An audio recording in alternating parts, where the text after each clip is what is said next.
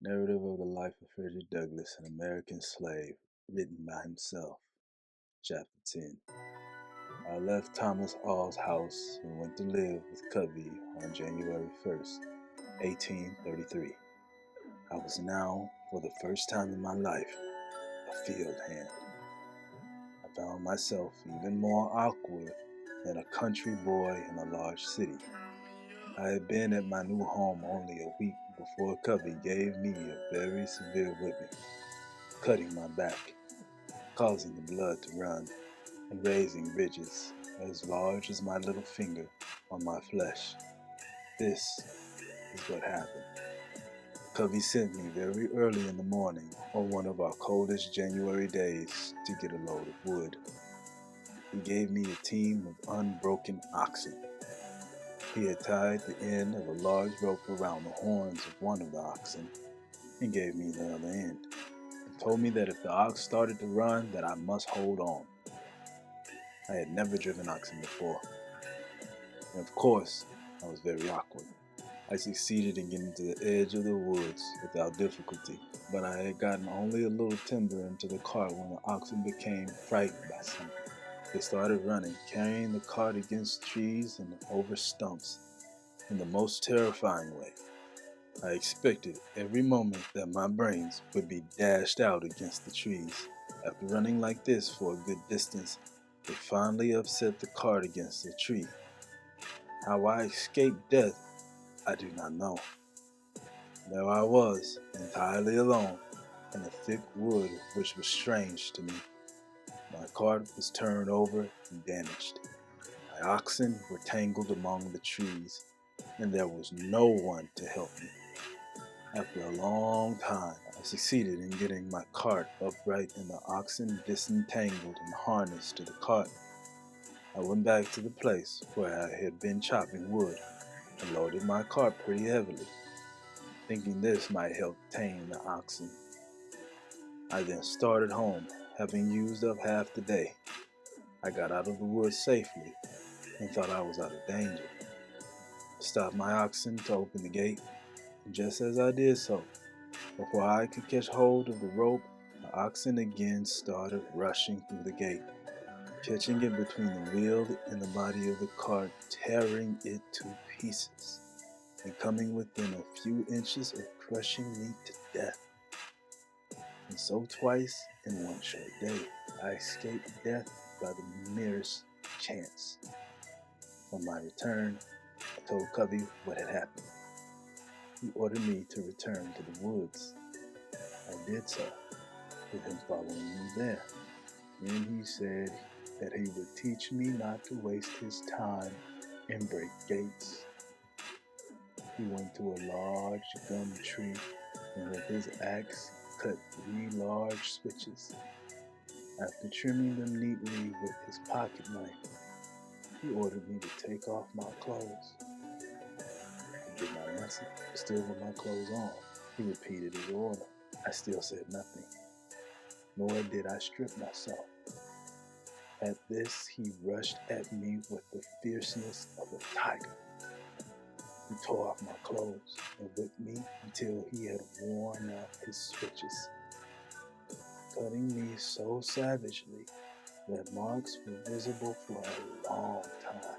This whipping was the first of many just like it and for similar offenses. I lived with Covey 1 year.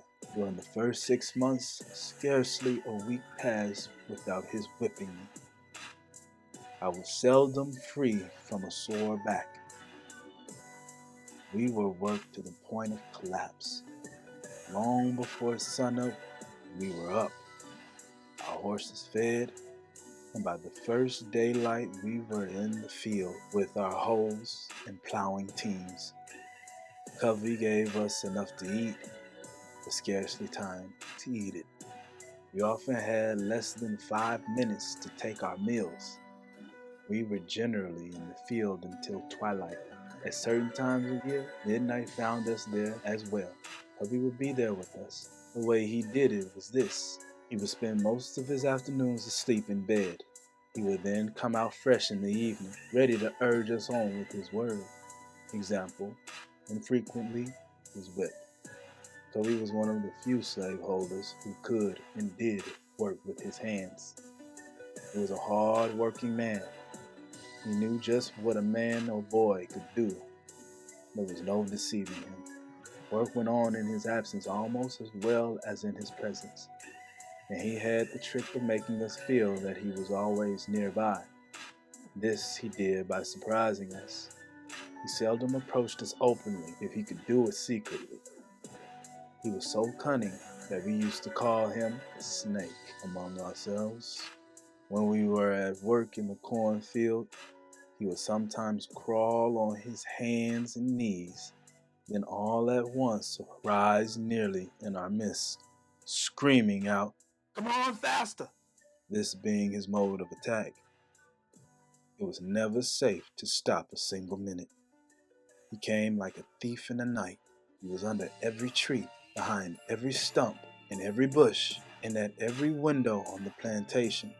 He would sometimes mount his horse as if he were going to make a 7-mile trip to St. Michael's, and in a half hour you would see him coiled up in the corner of the wood fence, watching every move of the slaves.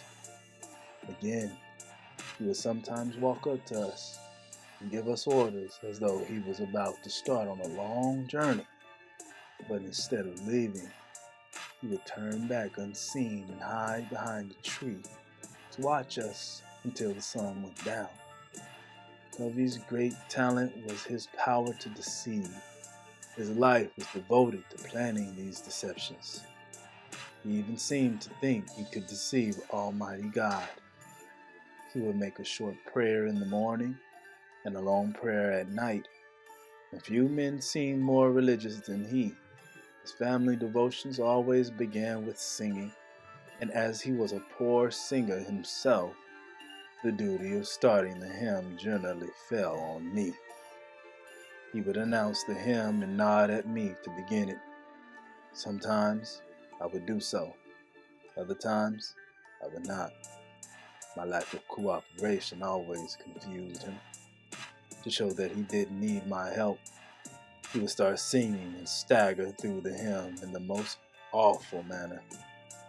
In this state of mind, he prayed with more spirit than ever.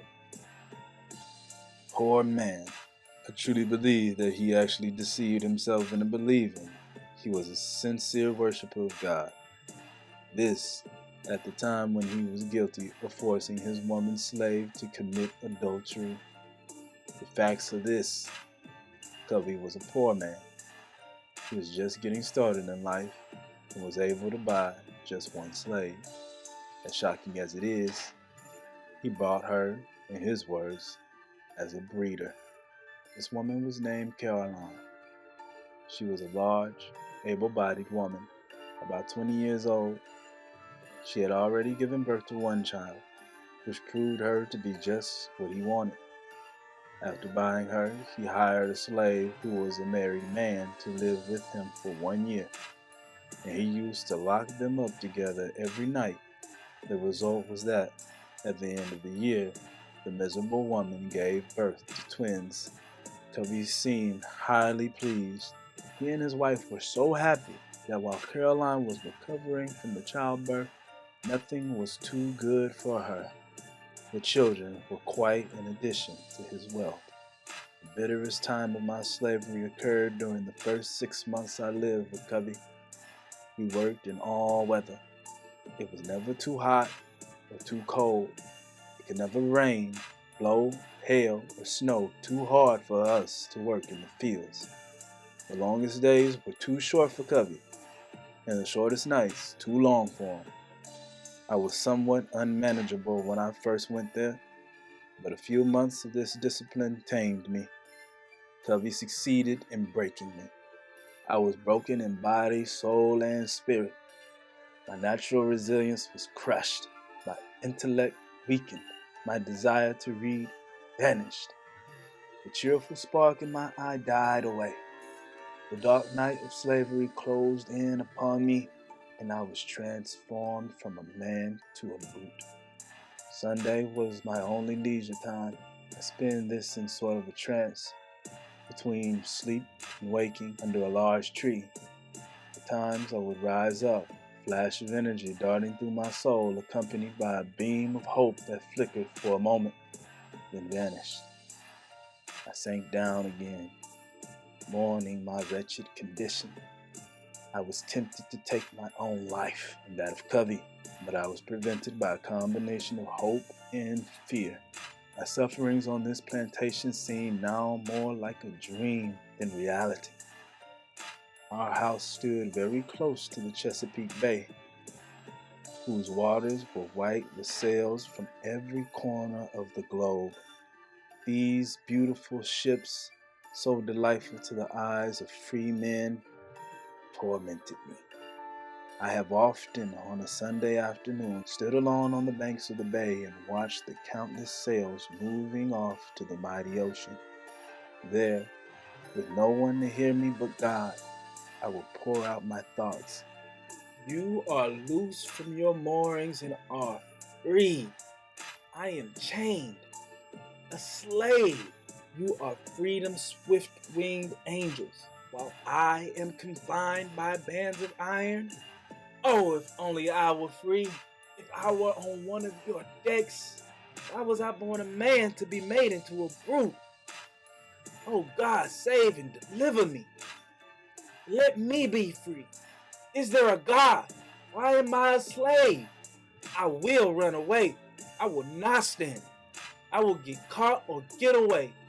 I have only one life to lose, and I might as well lose it running as standing.